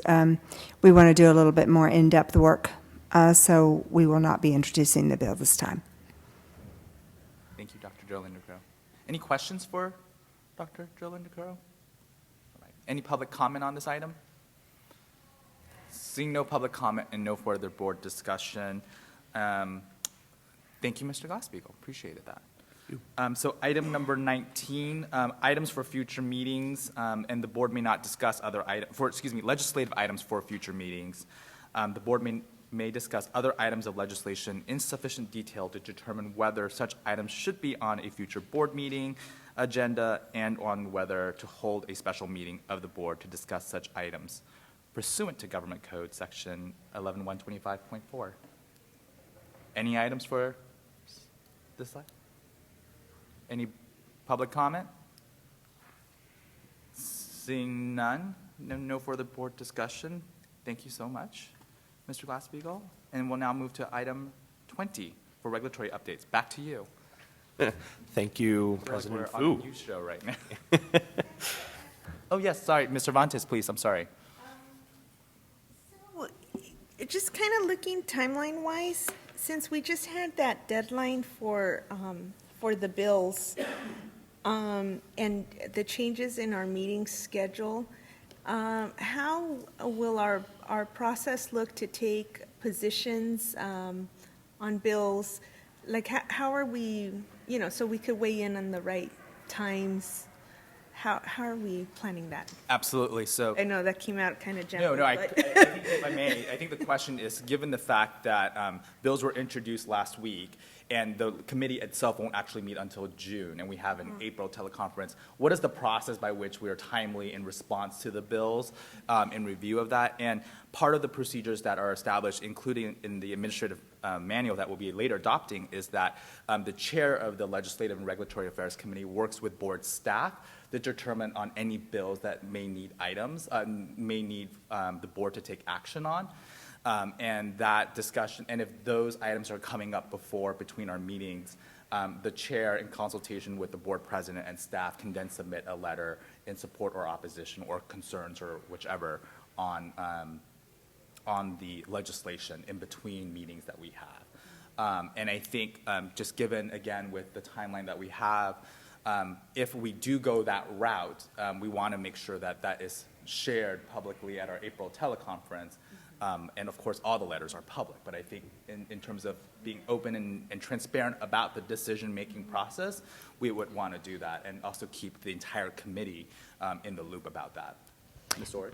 And just to add to that, the only time we've used that delegation was a situation where we had an oppose unless amended, and the bill was amended. So we used that delegation to pull our opposition from the bill. So that's an example of where we would use something like that, where it wouldn't have to go back to the board, but the spirit and the intent of our concerns was conveyed and addressed in the bill, and then we changed our position and reflected that to the author's office.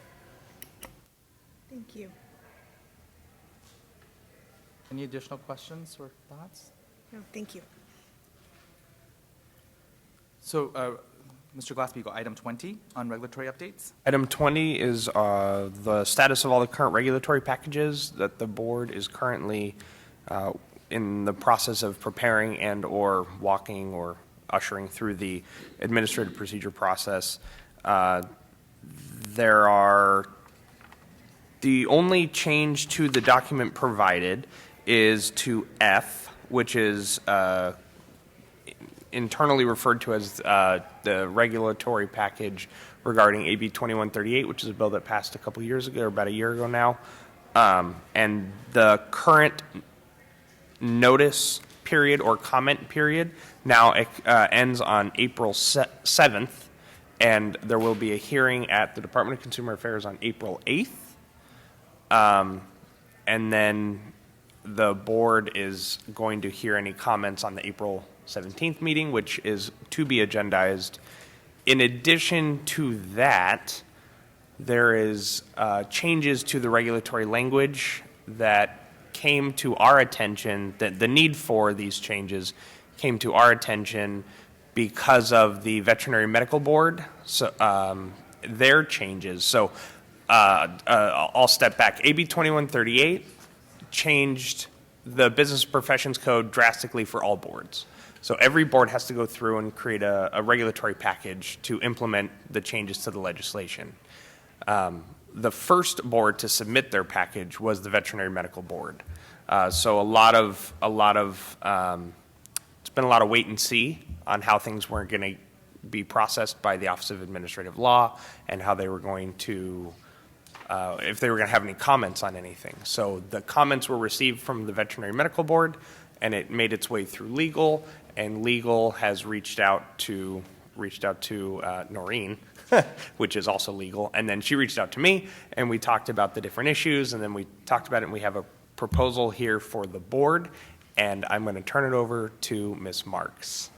And also, Ms. Marks, could you also just explain what AB 2138 is or was, and why we're undergoing this as well?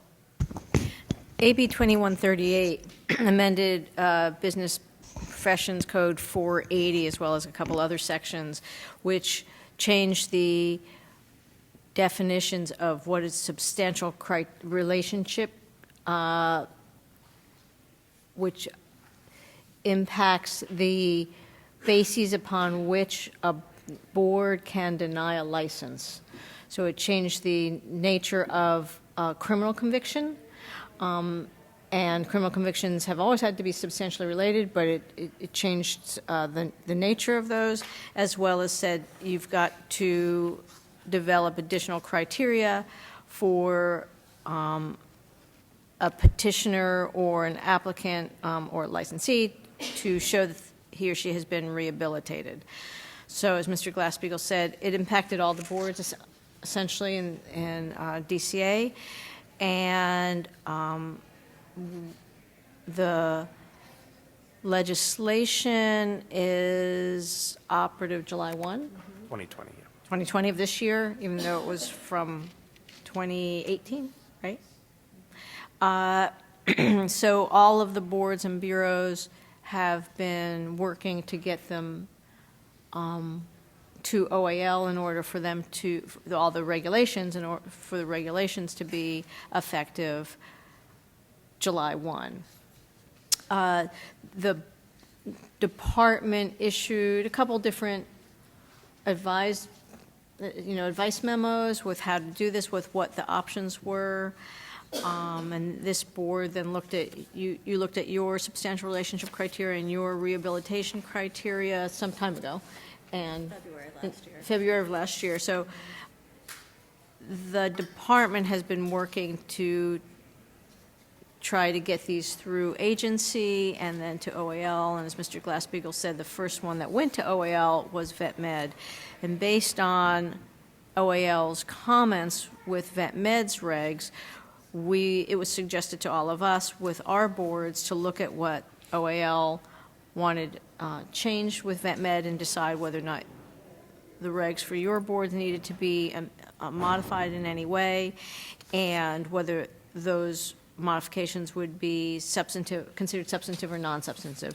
And the reason why that is important is in the rulemaking process, if a modification is, after it's been noticed, is considered to be non-substantive, you don't have to notice the public. You can make them, and those are technical amendments or grammar or those kinds of things.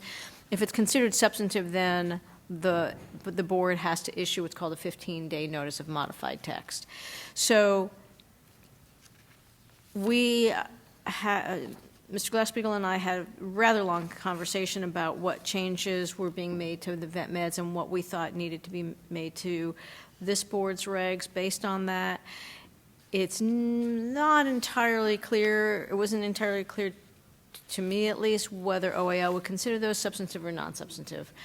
So the more cautious approach would be to consider them substantive and to issue a 15-day notice of modified text. We are right now in the middle of the 45-day public comment period already. We are looking into the possibility of issuing a 15-day notice to run concurrent with that. We're not sure that that can be done. So if it can't be, then the board could issue its 15-day notice of modified text immediately following the reg hearing, which is scheduled, as Mr. Glassspiegel says, for April 8th. So what you have are the changes that we thought should be made based on OAL's comments with the vet med package, and they are primarily highlighted in yellow, I believe. One actually shows up in pink because I made a comment on it. But the others I think are highlighted. And again, it's not entirely clear from OAL's comments whether or not they'd consider them substantive or non-substantive, so we're just recommending we do a 15-day notice. In my opinion, it does not change the policy of the board at all. It really simply reflects what the board had already done, which is set up the substantial relationship criteria for any basis for denial of a license, and just made it more clear about when what the bases for denial or discipline would be, and with rehabilitation criteria, I think the same thing is true. We just clarified when the rehabilitation criteria would be applied for denials and reinstatements, which is 1395, I'm sorry, and then for discipline, which is 1395.1. So I don't think we've changed the policy at all. I don't think we've changed the application of either the substantial relationship or the rehabilitation criteria at all, but we're not entirely sure how OAL will view it. So I'd be glad to answer any questions. Sorry, that was a lot of technical jargon. It was good. So what's the distinction between the highlighted yellow text? The highlighted yellow are the changes that we would put into a 15-day notice of modified text. It should show as either double underlined if it's modified or double strike through if it's modified, and we'll have to put that at the top. But sometimes the double underlining is hard to see, so I highlighted it in yellow. What about the pink? The pink, it was yellow. It became pink because I put a comment bubble to it on it. So so it's not. There's no real distinction. The pink overruled the yellow. I'm sorry. But if it's not in pink or yellow, there were no changes made, I don't think. Was the language that says, I'm looking at 1394B3, where it says the nature and duties of the profession in which the applicant seeks licensure or in which the license is licensed? Licensee. Licensee is licensed. Right. It seems like a lot of use of the word. We couldn't say the license is issued, or? We can, yeah, that was actually, I believe, the language from Vet Med. Oh, was it? I think so. That was successful language from what OAL changed? Yeah, in fact, I can look at it again. I think we looked at the Vet Med language, and Vet Med packages, I believe, had also initially said the nature and duties of the licensee or registrant, and I guess OAL preferred, and they say is non-substantive, but they prefer the language of the profession. So we'll look at it, and it is a little bit clunky language-wise. But if, my personal philosophy is, and perhaps other board members might agree with me, if that's what they changed it to and it's going to get our package through, that clunky's okay. I think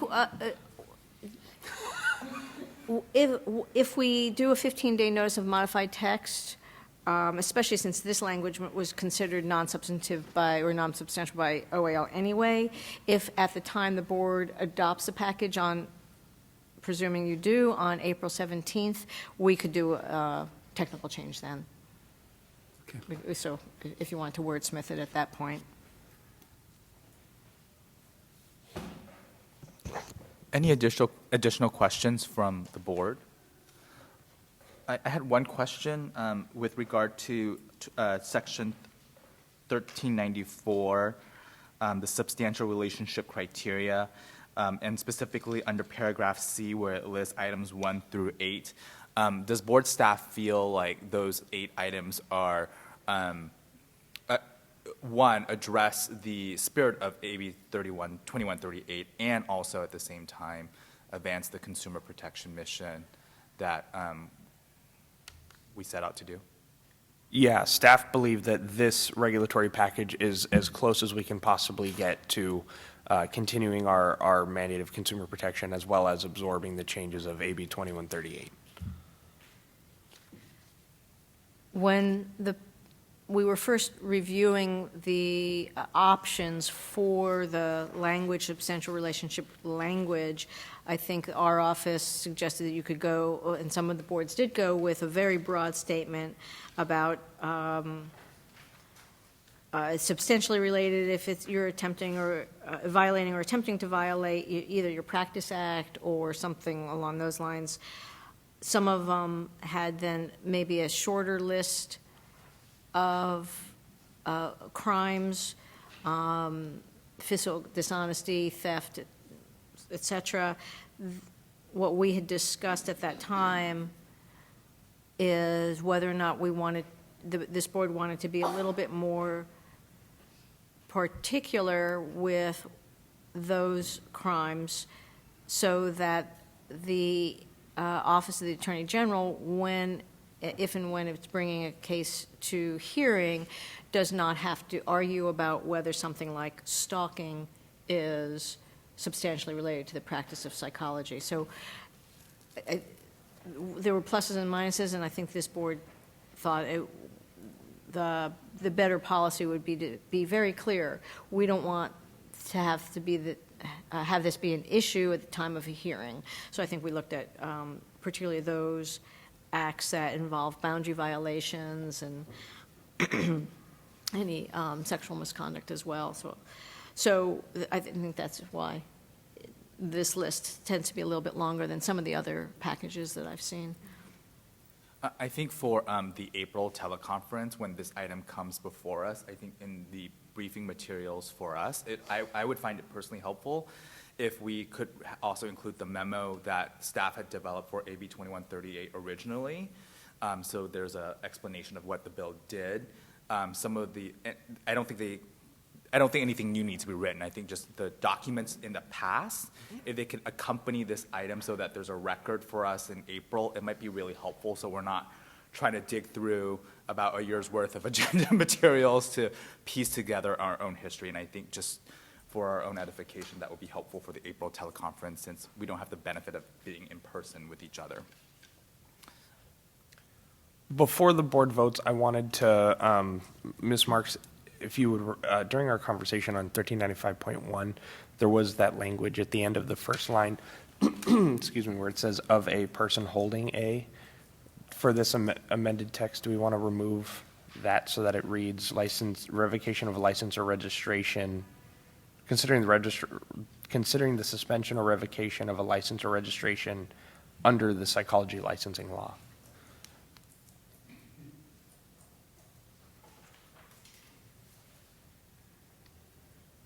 I just remembered about that. First line of 1395.1. So it currently reads, when considering the suspension or revocation of a license or registration of a person holding a license or registration. And Oh, I think, yeah, it's existing language, so if you want to smooth out the language, that's fine. since we're voting, I figured. Yeah, it is existing language. Doesn't make it good necessarily, but it is existing. That's up to the board. It's up to you guys if you want to make the additional change. Do we need the second clause? Couldn't it be when considering the suspension or revocation of a license or registration? And I think if you remove of a person holding a license or registration and just go straight to under the Board of Psychology, it smooths out the beginning of that Yeah, I think paragraph. that would make more sense. Otherwise, I would say, but, may as well make it now. Yeah. Great. I would suggest. Great. Perfect. So I'll make those amendments, and then if the board wants to motion or discuss, and then on the language as amended, that's perfect. Today or at our April 17th? Right, today, yeah. I'd like to make a motion to approve the changes in language of the regulatory language as it relates to AB, is it AB or SB? It is AB 2138, but I think in this case it's with regard to the regulatory package? Yes. Or Regulatory. 16 CCR sections 1394, 1395, et cetera. Yeah, that. So before we go further, I want to make sure, because there are some things off mic that I couldn't hear, could we just make sure we go back to that line so that for the benefit of everyone, which line we're referencing and what language are we eliminating that Absolutely. Dr. Phillips and Dr. Kasuga just made the motion and seconded on? Absolutely. So the first line of 1395.1, the "of" that's ended at the end of the first line would be removed, and then you would continue to remove a person holding a license or registration. Well, we need the of, right? No? No. For when considering the suspension Under of the a license or psychology registration. No? No, wouldn't it be, Of a license. Oh, there it is. Okay, never mind. I got it. So can you read the line with the changes made? Sure. When considering the suspension or revocation of a license or registration under the psychology licensing law, Chapter 6.6 of Division 2 of the Code, the board will, do you want me to keep reading? Yep. Okay. Thank you. That's really helpful. Perfect. So Did we just say issued by the board, of a license or registration issued by the board? Would that be, well, wouldn't any license that comes out of the psychology licensing law be issued by the board? So I don't know if we need that additional language. I'm just trying to think of what a consumer would feel like if they were reading the statute. They could feel like they get caught in a loop. So, I just wasn't sure if it was easier to say issued by the board rather than under the psychology license. oh, I see what you're saying. Yeah. Oh, okay. That was my suggestion. Oh, yeah, well, that makes sense.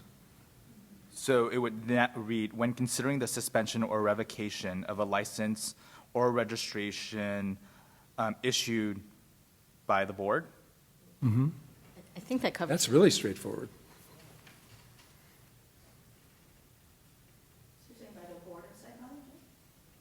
No, because this all refers to us. These are our regs. Mm-hmm. Correct. And it will say again, the board will evaluate whether the licensee or registrant has made a showing of rehabilitation and is presently fit for license or registration. Now it sounds like plain English. That's The one of novelty. that's one of the special things for regs. You're supposed to be as plain as possible. I think a certain former board member might be proud of those changes.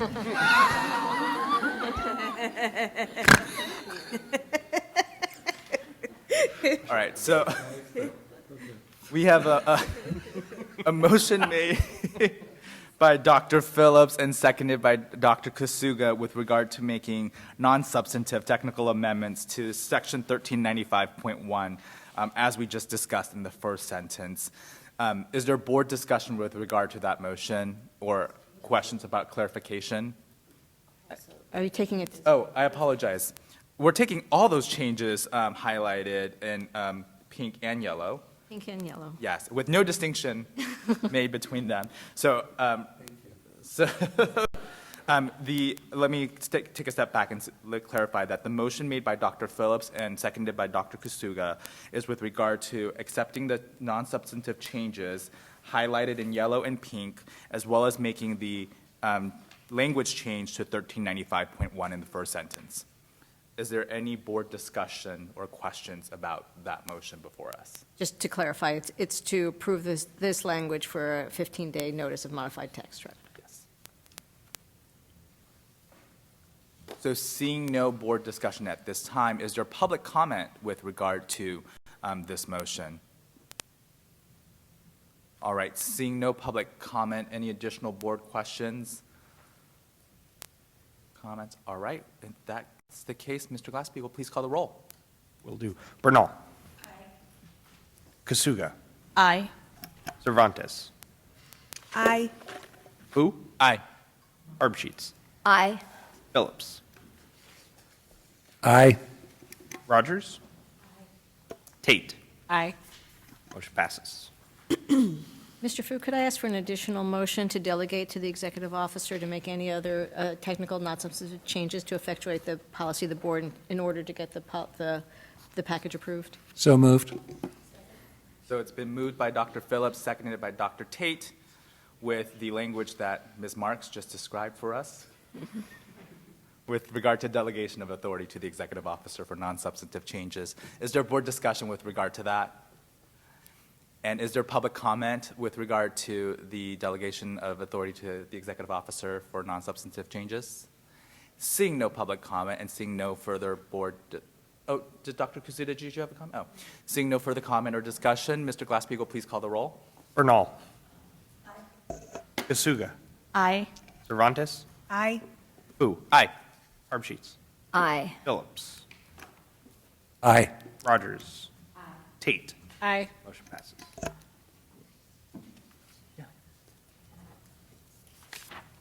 And just to also reiterate what Director Kirkmeyer mentioned at the presentation yesterday on DCA Executive Update, the department is working on an internal tracking system. So hopefully at the next meeting when we have a regulatory update, we might have a little bit more detailed process update information for you. I know it's been a little frustrating because the little yellow boxes have pretty much said the same things. So we might be able to have a more detailed what agency is it at, or what office or department or division is our package currently under review, so you have a little more information. So before recessing for lunch, are there any final board comments for item 20A through F? And is there any public comment with those items? All right, seeing no additional board comment or public comment on those items, we will recess for 45 minutes for lunch and return at approximately 12:45.